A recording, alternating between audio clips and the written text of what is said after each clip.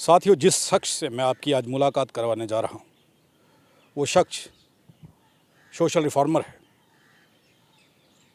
All India student federation का साबका रुकन है और वो शिक्षक भी है और साथ के साथ वो राइटर भी है, लेखक भी है।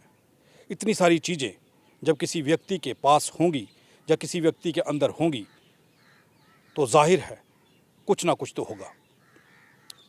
जिस व्यक्ति के साथ हम बात करने जा रहे हैं पिछले 20-25 सालों से लगातार सुर्खियों में है। कभी सरकार के साथ टक्कर, कभी विभाग के साथ टक्कर, कभी उन एलिमेंट्स के साथ टक्कर जो भारत को और संविधान को नुकसान पहुंचाने की कोशिश करते हैं। हमारे साथ हैं जोगिंदर सिंह राय।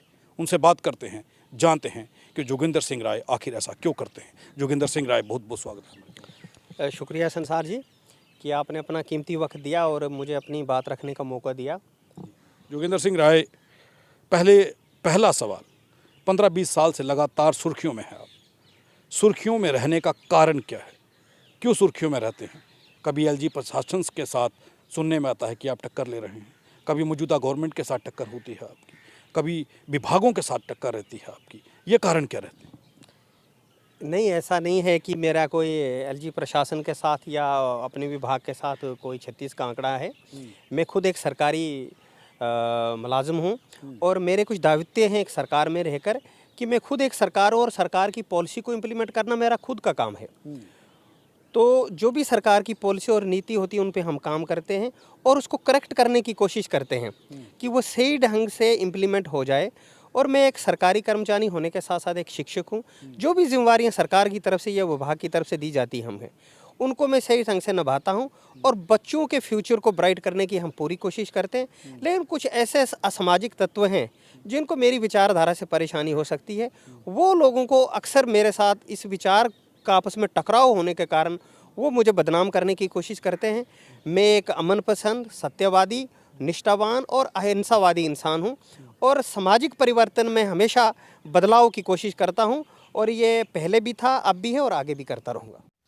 अगर आप भी चाहते हैं कि RTI India news Bahujan Samaj की ऐसे ही आवाज़ उठाता रहे और वो बंद न हो, तो आप हर माह अपने 50 रुपये से योगदान देकर आरटीआई इंडिया न्यूज़ को बंद होने से बचा सकते हैं। अपना योगदान दें। बाबा साहेब डॉक्टर भीमराव अंबेडकर की जयंती आ रही है। इस जयंती के उपलक्ष्य में दो चीज़ें सामने आ रही हैं। जब भी जय भीम का नारा लगता है उसके बाद उस नारे से कई लोगों को एलर्जी होती है। ये गाली है या कोई ऐसा शब्द है जिससे लोगों को तकलीफ़ होती है? आखिर है क्या, तकलीफ़ क्यों होती है? देखो, मैं आपको बता के चलूँ कि जय भीम सबसे पहले शब्द जो है जब बाबा साहब डॉक्टर BR अम्बेडकर ने गोलमेज कॉन्फ्रेंस में जो यहाँ के जो पिछड़े वर्ग के लोग थे अंग्रेज़ों ने उनको राइट दिए और उसके बाद जब भारत में वो आए तो भीम की जय के नारे उनके समर्थन में लोगों ने लगाए। उनका नाम ही है भीमराव अंबेडकर।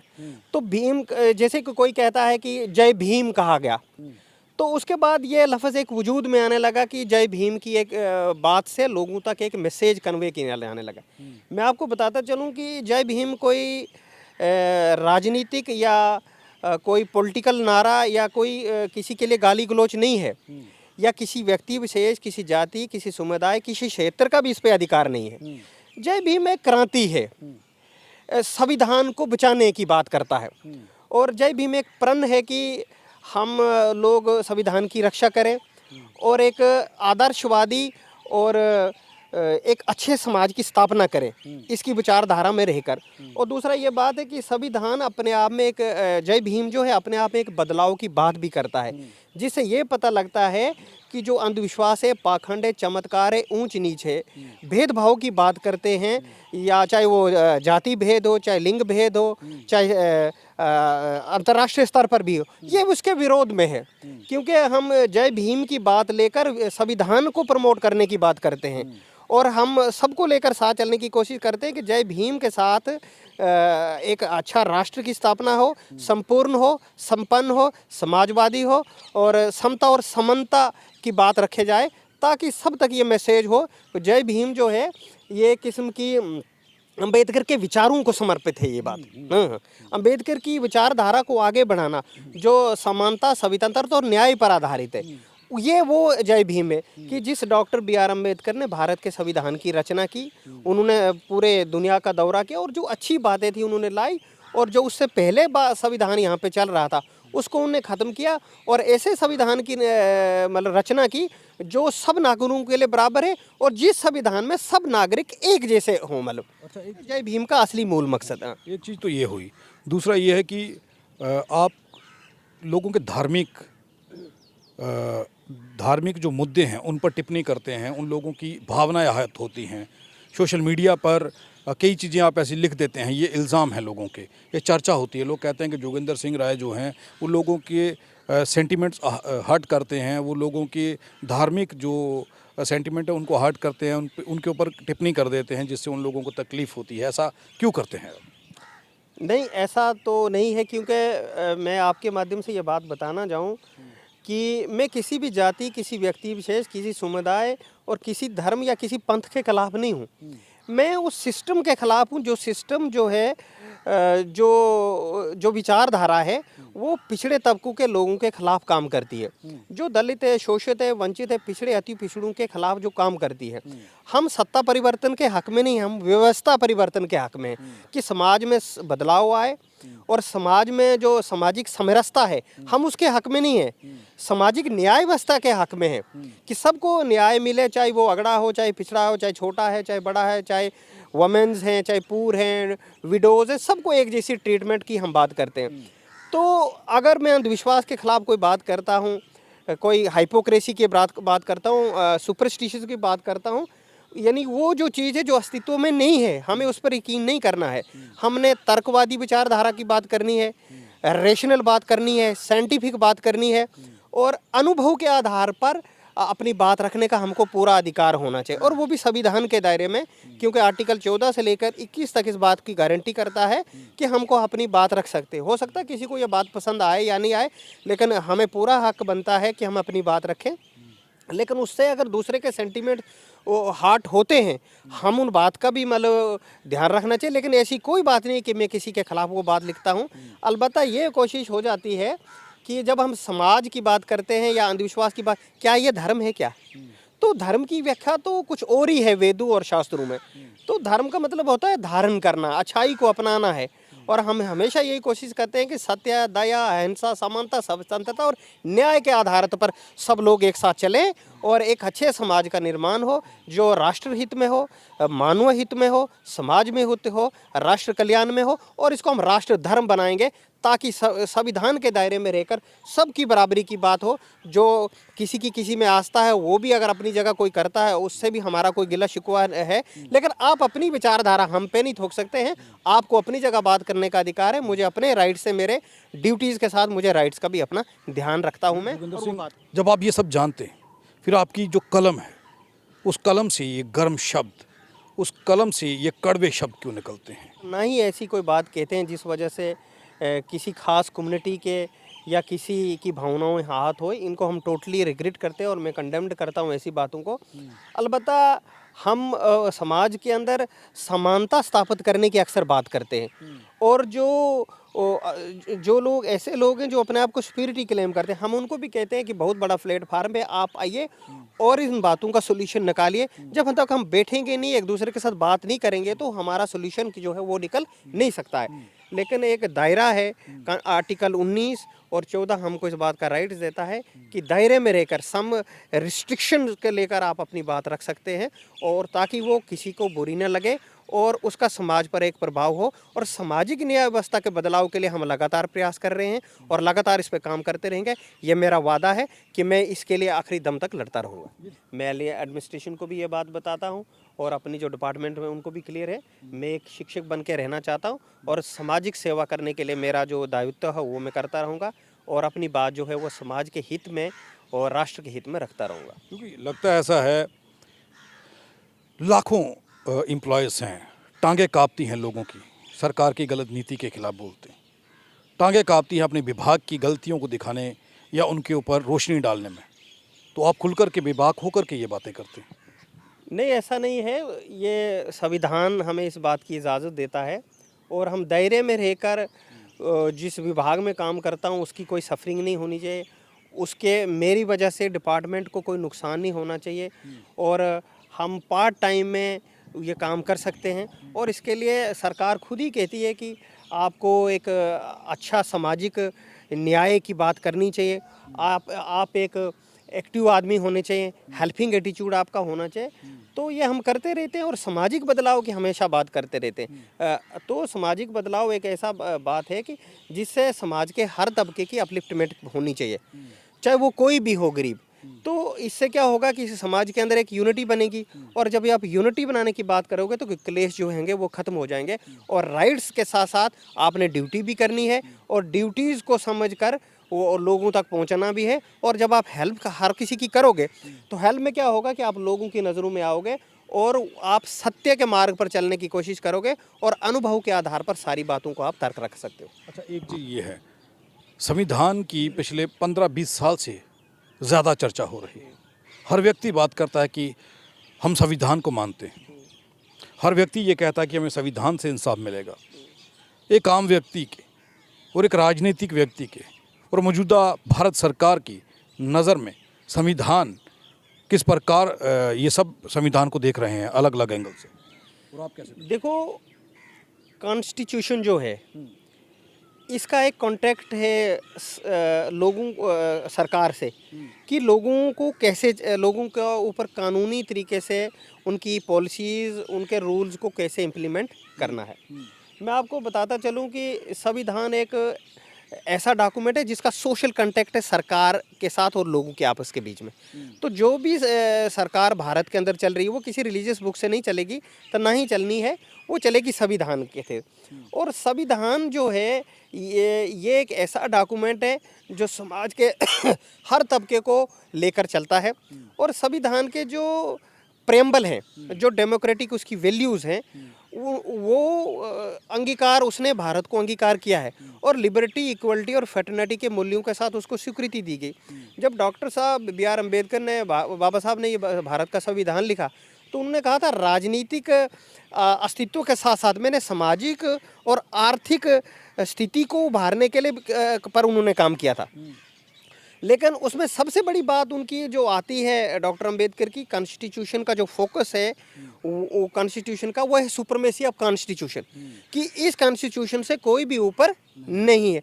उसके अंदर उन्होंने एक बात लिखी थी कि सामाजिक न्याय व्यवस्था कायम होनी चाहिए और सामाजिक न्याय व्यवस्था जो है वो तब कायम होगी जब इक्वलिटी होगी, जब समानता होगी, जब स्वतंत्रता होगी और न्याय सबको मिलेगा। और 15-20 साल से संविधान की चर्चा इसलिए ज़्यादा हो रही है क्योंकि बाबा साहब का मिशन जो है वो घर घर तक पहुंच गया और आज डिजिटल प्लेटफार्म है, लोग इसको पढ़ रहे हैं, उसके आर्टिकल, उसके सेक्शन, उसके कोई वायलेशंस नहीं होती है और संविधान ही को ही हमने मान के लेके चलना है। तो अगर जिन लोगों ने, पूरे भारत के लोगों ने अगर जिस दिन संविधान पढ़ लिया, जिस दिन संविधान को स्कूलों में पढ़ाना शुरू कर लिया, उस दिन हमारे समाज में बदलाव आने शुरू हो जाए, क्योंकि वो अपने न्याय की बात करेगा, अपने राइट्स की बात करेगा, अपनी ड्यूटीज़ की बात करेगा, अपने एजुकेशन की बात करेगा, अपनी एम्प्लॉयमेंट की बात करेगा। तो संविधान एक ऐसा लीगल डॉक्यूमेंट है जो हर आदमी को पढ़ना चाहिए और हर आदमी के घर के पास वो बातें होनी चाहिए और संविधान ही हमारा धर्म, संविधान ही हमारा कर्म और संविधान ही हमारी पूजा होनी चाहिए, मेरा ऐसा मानना है। इतने सारे लोग हैं, किसी को चिंता नहीं है संविधान की सरकारी दायरे में, आपको चिंता क्यों रहती है? क्यों आपके दिल में ये दर्द रहता है कि संविधान की बात हो, संविधान को सही तरीके से विभागों के अंदर लागू किया जाए, संविधान के तहत सारी बातें हों?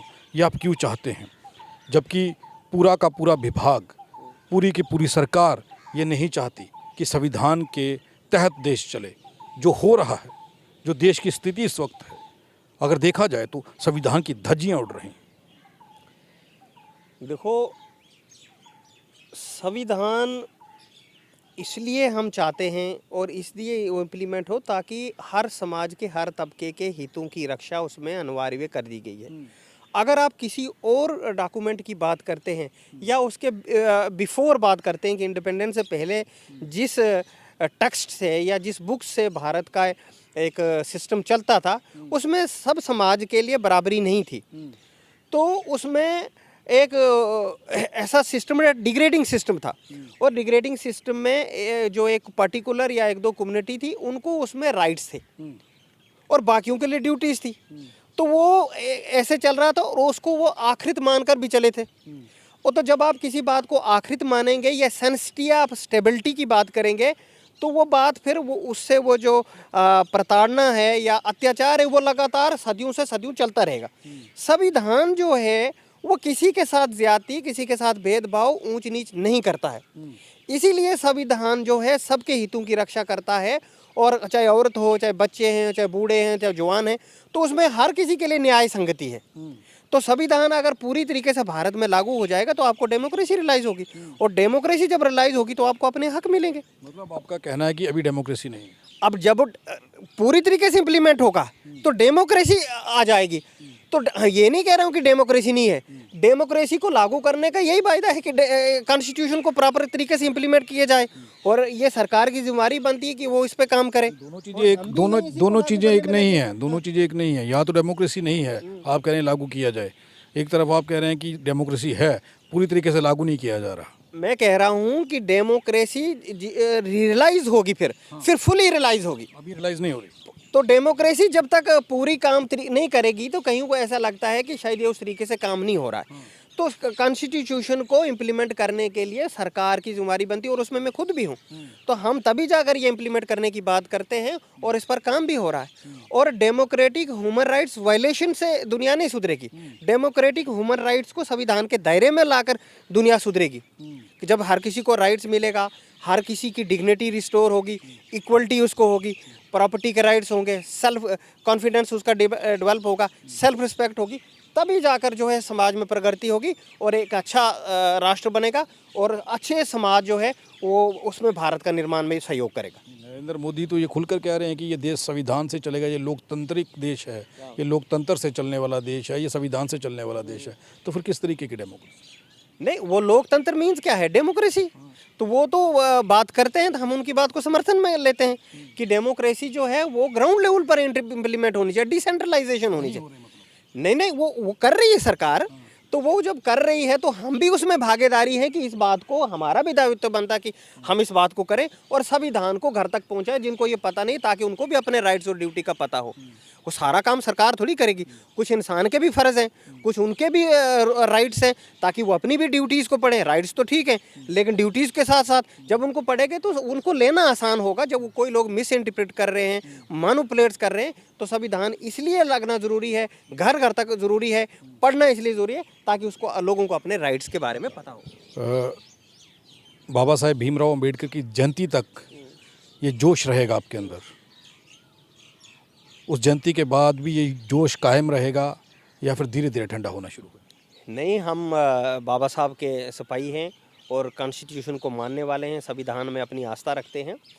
हम 24/7 इस पे काम करते हैं, और ये आपके चैनल के माध्यम से मैं बता जाऊं कि दुनिया में बड़े हर्ष और उल्लास के साथ इस बार की 132वीं जयंती जो है 2023 की बनाई जा रही है, और इस जयंती को वर्ल्ड का इक्वलिटी डे के नाम पे दिया गया है।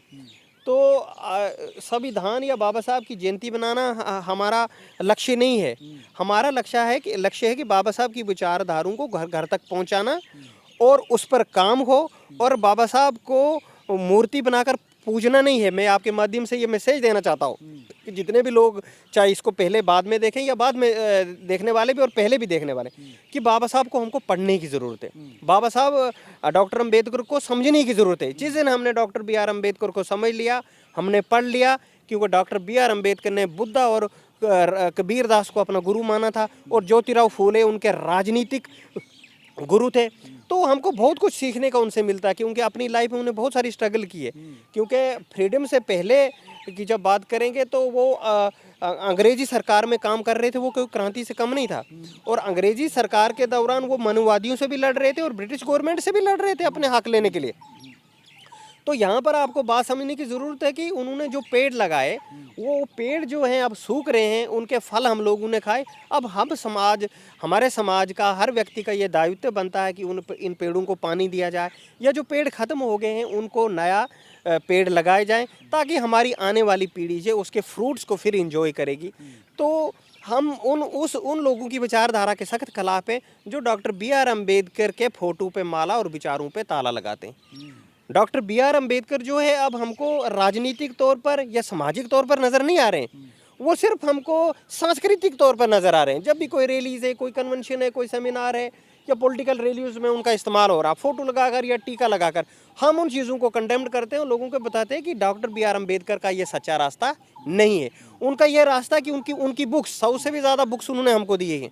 दुनिया की सबसे बड़ी किताब जो उन्होंने संविधान हमको दिया, हमको वो पढ़ने की जरूरत। जिस दिन हमने वो पढ़ लिया, हमारे अंदर पूरे का पूरा ज्ञान आ जाएगा और हम अंधेरे से रोशनी की ओर आ जाएंगे और हम जाग जाएंगे। और हमारे समाज को अब जागने की ज़रूरत है और उन लोगों के चुंगल से बचने की ज़रूरत है जो गलत समाज को गलत दिशा में जा रहे हैं। डॉक्टर बी आर अम्बेडकर ने कहा है कि आपकी मुक्ति जो है वो किसी मंदिर या किसी रिलीजियस कार्यक्रम में नहीं है। आपको एजुकेट होना है, एजिटेट होना, ऑर्गेनाइज होना है। और हम भी ये कहते हैं कि think positive, decide collectively and act unitedly. ये बात क्या लेके हमने जोगिंदर सिंह राय भगवान को मानते हैं? मैं सच्चाई पे यकीन करता हूँ। जो चीज़ जिसका अस्तित्व नहीं है, मैं उस पर यकीन नहीं करता हूँ। हम वास्तविक चीज़ को मान के लेके चलेंगे, क्योंकि मैं एक विज्ञान का छात्र होने का नाते मेरे ये कर्तव्य बनता है और आर्टिकल 51 मुझे इस बात का राइट्स भी देती है कि मैं साइंटिफिक चीज़ों को प्रमोट करूँ, क्योंकि ये दुनिया जो है विज्ञान से होगा भविष्य का निर्माण और वो नौकरियाँ भी इसी से होगी। आस्था के आधार पर या भुखमरी के आधार पर हम लोग कमज़ोरी रहेंगे। भगवान को नहीं मानते? नहीं, मैंने ये नहीं कहा कि मैं भगवान को नहीं मानता। मैं कह रहा हूँ कि मैं सच्चाई पर यकीन करता हूँ, वास्तविक लाइफ जीना चाहता हूँ। जो चीज़ अस्तित्व में नहीं है, मैं उसको नहीं मानता हूँ। हमारे साथ क्रांतिकारी सोच वाला वो व्यक्ति जोगिंदर सिंह राय, जिसकी कलम आग उगलती है, जिसकी कलम सच कहने की हिम्मत रखती है, भले ही इसका खमियाजा उन्हें भुगतना पड़ता है।